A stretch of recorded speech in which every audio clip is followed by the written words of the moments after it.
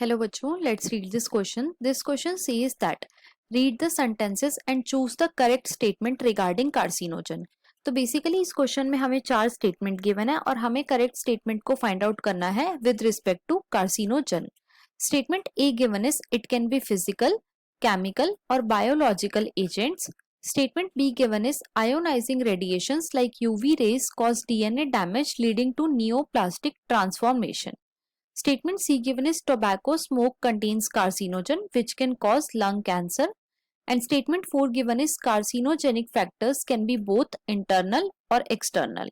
अब अगर इस क्वेश्चन के मैं की कॉन्सेप्ट की बात करूं तो इस क्वेश्चन का जो की कॉन्सेप्ट है वो है carcinogen. Let me right it over here. की कॉन्सेप्ट इज कार्सिनोजन. तो बच्चों सबसे पहले कार्सिनोजन होते क्या है? कार्सिनोजन ऐसे एजेंट्स होते हैं जो कि कैंसर को कॉज करते हैं. राइट. अब हम एक एक करके अपनी स्टेटमेंट्स को चेक करेंगे. तो फर्स्ट स्टेटमेंट में हमें गिवन है कि जो कार्सिनोजन है वो फिजिकल भी हो सकते हैं, केमिकल भी हो सकते हैं और बायोलॉजिकल भी हो सकते हैं. तो बच्चों ये स्टेटमेंट हमारी बिल्कुल ट्रू है. क्यों? क्योंकि जो कार्सिनोजन है ये फिजिकल भी हो सकते हैं. दे कैन बी फिजिकल, जैसे कि कोई रेज भी हो सकती हैं. राइट. इधर it can be X rays और it can be UV rays. ये केमिकल भी हो सकते हैं, जैसे कि अल्कोहल हो गया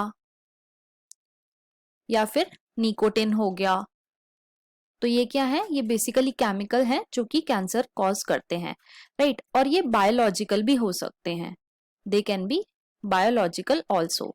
फॉर एग्जाम्पल जो ह्यूमन पैपिलोमा वायरस होता है, ह्यूमन पैपिलोमा वायरस, ये क्या कॉज करता है? तो बच्चों ये कॉज करता है सर्वाइकल कैंसर.